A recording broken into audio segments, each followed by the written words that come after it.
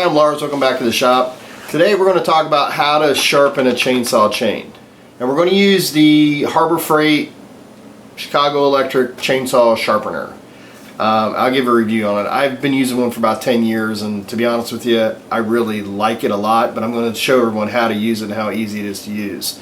You're also going to learn a little bit about all this stuff on the bottom of a box, how it needs to match the stuff on your bar, there and here, and how to match up a chain to the bar. Before watching this video, if you have a chain, I almost recommend going and getting it just to figure out what kind of chain you have, and you can look at it easier and closer. The pictures that I took are really, they're close up, you can see things, but it's always good to have something in your hand if you're trying to follow along. A couple things that you need to know about chains: there is a full chisel, there is a semi-chisel, and there's a chipper chain. Okay, the full chisel, if you look at it, it's pretty square like this, and this edge up here is very, you can feel it. It's got a line to it, like the edge of a top of a real good butcher's knife. A semi-chisel has it's straight, and then it has an arc on it, and this comes across straight like this. So you can feel this, you can see it. Sometimes they're rounded, but most of the time there's just a chamfer on it. A chipper looks more like a question mark. Okay, it kind of goes out, goes up, goes out a little bit, it has a curve, and then it curves back over. Now, out of the three of these, a full chisel, it will cut really quick through really good wood. A semi-chisel is for when you have dirty wood, or some wood that might have some rocks in it, or it's just really tough. And then the chipper is good for the dirty wood and wet wood, stuff like that. The difference between these is the full chisel will wear out, it'll dull quicker than the semi-chisel or the chipper. All right, most people use the semi-chisel hands down across the board, but if you do have some clean wood that's been seasoned, you got logs laying around that's clean, it's not have dirt on it, it's not laying in mud, the full chisel will work pretty well. They'll just dull a little quicker than the semi-chisel. And I usually use Oregon tools like chains and stuff, or UpForest. If you're using Oregon, they'll say control cut is the semi-chisel. If it says power cut on it right here, that is the full chisel. I don't know why they just don't put full chisel, semi-chisel on them. Everyone has to have their fancy names. The UpCut, or sorry, the UpForest or UpForest, I don't know which it is. They're actually pretty good, and you can find them for like 3 chains for like 35 bucks. They do have stainless on them, and they do last a pretty long time. I just don't have any packaging on it in here. Again, depending on what you want to cut. For Oregon, I usually get the control cut, but I did find a deal on power cut where you got 3 chains for basically the price of 1. They've lasted me an entire season, and I'm still going to sharpen them this year. That's what I'm sharpening outside when we get to the shop. Second thing, you can find, they'll sell bars that'll have chain, like a box attached to them, if you find them on Amazon, and I've got some links out in the description for these below. So if this is interesting to you and you really want to know more about how chains work, how to find your angle, your pitch, your depth gauge, all that stuff, stick around and let's get to it. So this is a top view of a chain, and there's a left side and a right side of the chain, and I'm talking about the cutters.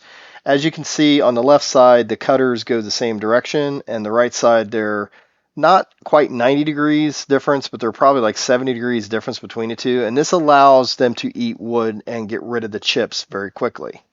Now on a bar, you have on the top portion of it, which is on the right of this picture, you'll have the length of the bar, you're going to have the gauge, the actual gauge, you won't have a gauge number. You're going to have the pitch, you'll have how many drive teeth it recommends to use, and then you'll have how many teeth are on the actual sprocket. Now all this will be engraved down on the left-hand side where it's closest to the actual chainsaw. The reason is because that's the spot should not be really cutting through a lot of wood, and it will wear off over time. So my recommendation is make sure you keep your box or keep that little piece of paper at the top. And when you get a chain for this said guide bar, at the bottom of the box or someplace on the box, you should have that this chain is good for a 18-inch bar, whatever the gauge is, whatever your drive is, and how many drive teeth that it expects to be on the chain. Now you're going to have to look in different companies call different things. Like this one says power cut. So this one is a full chisel chain. Now what we're doing today is we're going to try to get this thing sharpened, and all these little arrows here, if you can see, is where the nicks are in the chain. That's just something that happens as you're using your chainsaw. That is what is making it dull. So now in order to sharpen this chain, you need to know a couple things, and this will get you to the angle you need and everything else. The first thing you need to know is what the chain pitch is.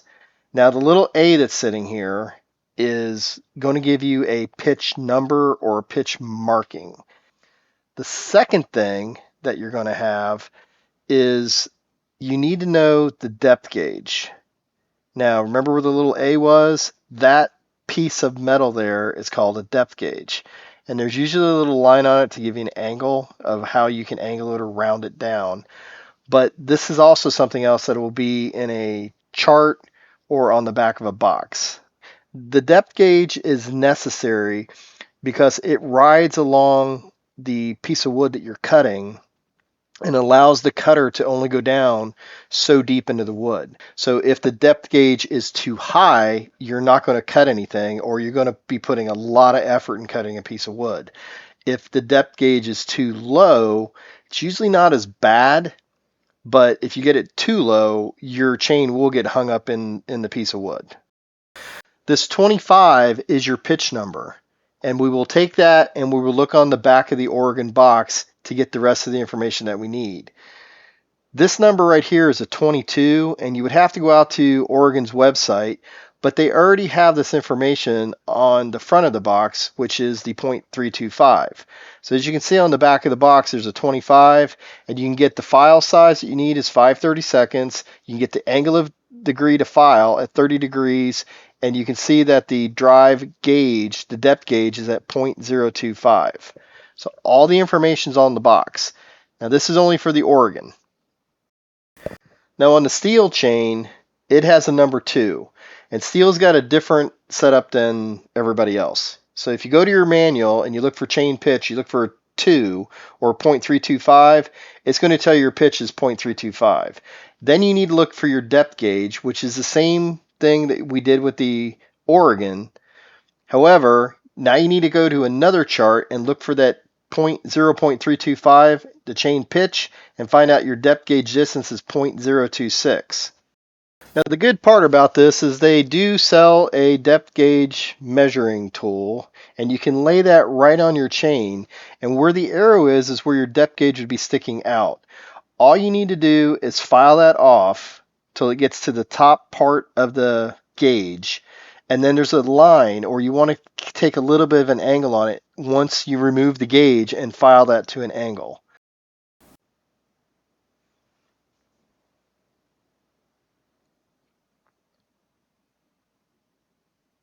Now, as I was saying before, if your depth gauge on your chain is too low, it could cause kickbacks. So just be very careful about how much you take off. If you need, you can always come back if it's not cutting well enough and your actual chain is sharp. If you're not really getting good chips out of it, you could always file that gauge down just a little bit, but just do it a little bit at a time. Now that you've seen all of those images and you've seen pictures of the boxes and you understand how to read all the information off of them, let's go out to the shop and I'll show you how to use this Chicago Electric chainsaw sharpener. Okay, so I'm going to give you a little bit of a once over on this. If we can stay out of the light, there's a little dial on the back. Little dial on the back, and this controls how far down this goes. And I'll show you the wheel and how it connects to the chain, how far down you want to go. There's a brake handle on here. It's like an old style, BMX bike handle. When you squeeze this little plate right here compresses, all right, just like this. And what that does is that holds the chain in place so you can't move it anywhere, all right? So right before you pull this down, you squeeze that and then you make your cut. Or you make your grind or whatever you want to call it. But it will, you know, grind that piece of metal right there. All right, now the way that this works is they have these two dials on the side, one on each side here. You can move the chain back and forth or you can just pull it. It's not a big deal. And you've got your little flip. So the first thing that you do is when you pull this down, this is the chain link that you're going to be sharpening.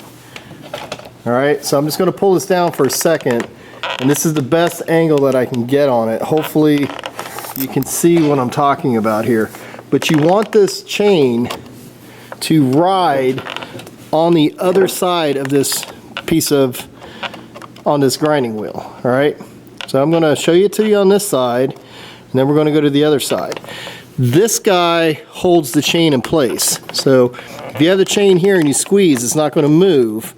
But what you want is this guide right here to be right up against the back end of that chain so it doesn't, so when you go to the next one you can lift it like this and back into it and then squeeze and come down and hit it again. The way you get this in place is there's this little wheel over here, right here, and this one pushes it forward, or you can go the other way and it will back it off. And so I'm going to move the camera to the other side now so you can see that. So right here is where the chain is going to touch on the wheel. So what you want is you want that to be touching the wheel like that, because that's where you're going to cut.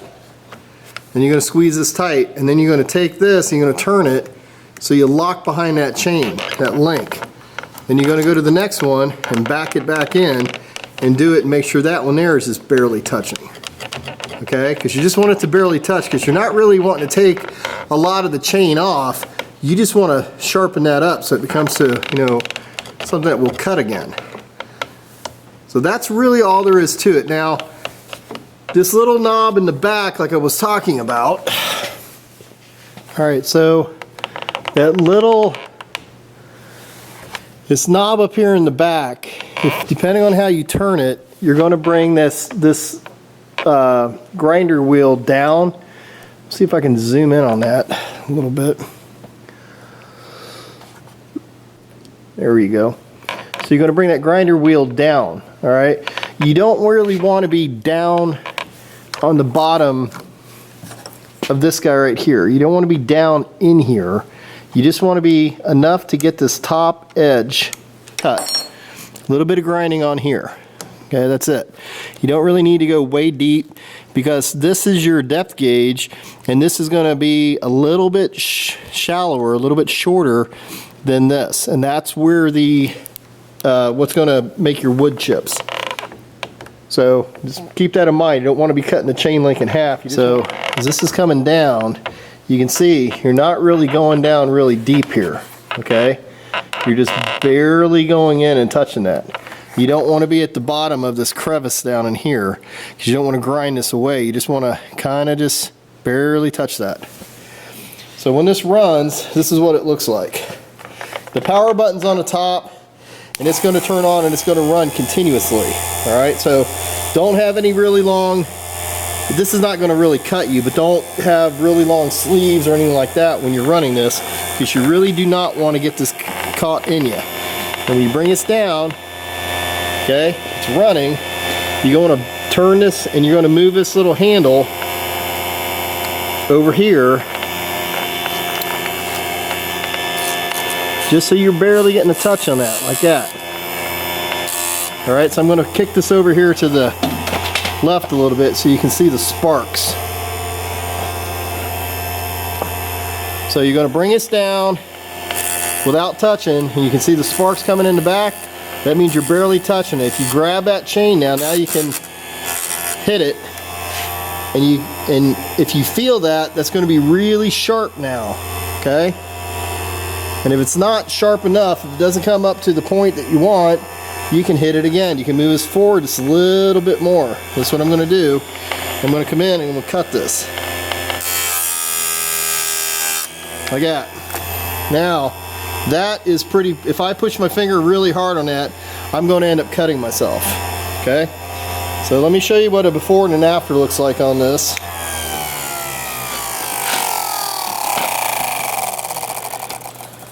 I'm going to lift this up, I'm going to pull, this is the one we just did. Right there. You can see how sharp that is? And this would be the one that would be coming after it. And this is rather dull. Okay?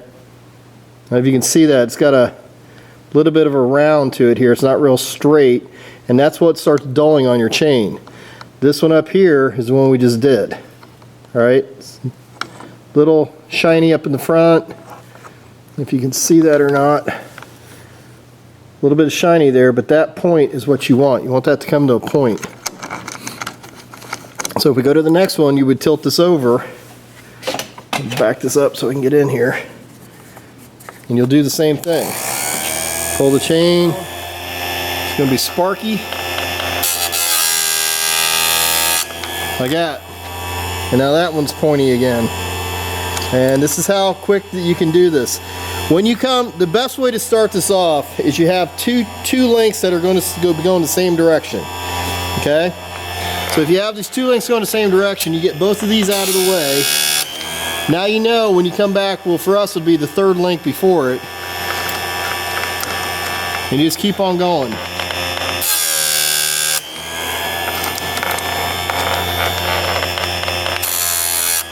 And some of them might still be sharp, and that's good.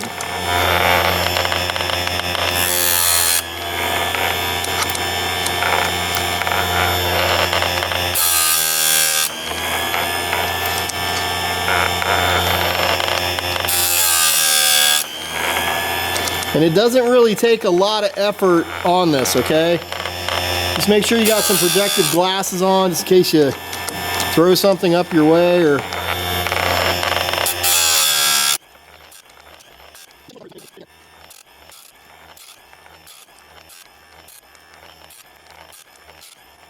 alright, so those are the two links that are in a row right there. So we don't need to sharpen them again. Hit that one a little bit, but there. So we got to our last tooth. This is coming in, we're cutting it pretty good, but now we need to go the other direction. And you may think that you pick this chain up, flip it around, but you don't. You just release this little thing on the bottom, and you bring this over to 30 degrees, and you tighten it back up. And then you have to set this back up for the blade going the other direction. Okay, so this one here is going to cut the same way, it's just going to come in from the other side. Alright, so not that big of a deal. And again, you're going to have to reset this, put this in place, and get everything set back up.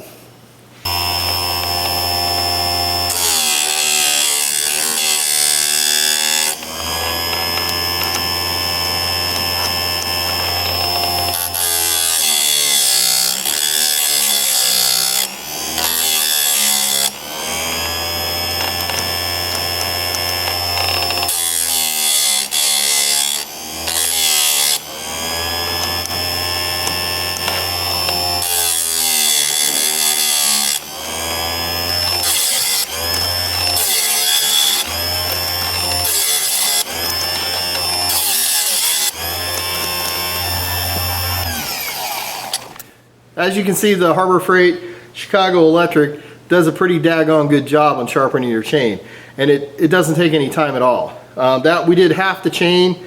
The other thing is, like I said, with your chain, if you just, we were on this side, all you need to do is loosen it up, bring it back over to your 30 or whatever your manual says you need it at, and then you set up the other side of the chain. The chain does not flip, does not get turned around or anything, and this will line up right back onto that other side of the chain. Now, once you get this done, there's this little thing called a gauge, right? And what you do is, since we've already got some of these done, I'll show you how this works, is you set this on the chain, is you set this down here on the chain. This is where your depth gauge is going to go, and this is for a 0.25. So you're going to lay this down in here, and your depth gauge goes on top. Run your finger across the top of this. If you have any of your depth gauge sticking past there, then you want to grab a file and file it down. Now if you want, you can buy a chainsaw file. I would not be doing this across the top like this because you'll kind of ruin your little gauge, but just come across it a little bit like that. It doesn't take a lot. At least for mine, it's not going to take a lot. And that's pretty lined up here. I mean, it's just a tiny bit. I mean, you can hear it, but it's not that bad. Now, the one thing you don't want to do is you don't want to just leave these guys flat. You want to put an angle on them a little bit like that. Just a little bit. And there's usually a line. I don't know if you can see this right here or not, but there's a line here. If you're going past that line, you want to buy a new chain because you're at the end of your life expectancy of your chain. They're not going to tell you that, but I will. So this chain just about cooked. This is an older chain than the one that I was going to sharpen. It's still on my chain saw over here. So it's still sitting over here on my chainsaw, and I'll get to that soon. That one's still not dull yet. Now for those of you that do use your chainsaw quite a bit, and you've been seeing these things on the internet, I actually bought one. Now I don't know if they work or not. I haven't tried it out. In fact, I'm just unpacking it. This guy is kind of, I'll explain this to you. A lot of people think that this needs to have 2 pins, okay? My steel bar here doesn't have a hole in it. I'm not going to punch that out and try this out. I've got an Oregon that I can put on here that does have a hole in it. But the big thing is you pull this up like that, and that unlocks it. That lets you lift the thing up. You can remove the second pin, all right? I know a lot of things on the internet, on the reviews, says you can't remove this pin, but you can. And then there's a single pin, all right? I don't need this, so I'm taking it off of here. The way these have is they have a whetstone in here, right? I don't know if you need to get it wet. The instructions didn't say you needed to get it wet, but I don't know. And then it goes on the end of your saw and you lock it in. Now this is locked, it's not going to come apart. And the idea is you run your saw at a slow speed and then you push on this. And when you push on that, what happens is it takes this whetstone and puts it up against your chain, and it basically nicks your chain, sharpens it. It's supposed to be pretty effective, but I don't know. I bought one to try it out. They're like 20 bucks. I'm going to do a video on this once this one here is worn. It's basically dull, and it'll be after this weekend because I've got to cut some wood this weekend. So once that's in place and I get that cut, then I'll be back. So stick around, knock that little bell, subscribe to the channel, because this will be the next video that comes out. Hope you enjoyed the video. I hope you now realize that every time your chain went dull and you threw it in the bin and got a new one, and this one worked really well, you know, the new one worked great, that you didn't really need to be doing that. And hopefully you might have some of those chains sitting around. Or if you take these chains to somebody else to do it, maybe I can save you some money. That little sharpener that I have costs like 29 bucks, and I got it on sale. Regular Harbor Freight has them for like $34. I get no commission from any of this stuff. I just try to pass the word because chains are not cheap. Usually they're at 35 bucks a piece. You can find them on sale sometimes for in the 20s. Really cheap chains are like 11 bucks. Every so often you'll get a good set of chains that are really inexpensive, and if you ever find them and you use them, you're like, wow, these are really good, and you get to use them for the whole day, or you know, at least 2 to 3 hours before they dull. Recommendation, go buy a couple more, all right? Because eventually they're going to find, they're going to get this following of people and they're going to take their chain and they're going to export it someplace else to another company who says that they can make that chain cheaper. And they will make it cheaper because they're going to make it with cheaper parts. Just word of advice. So anyway, I hope you enjoyed the video. I hope you learned something about it. And you're always welcome back here in the shop. And as always, have a nice day.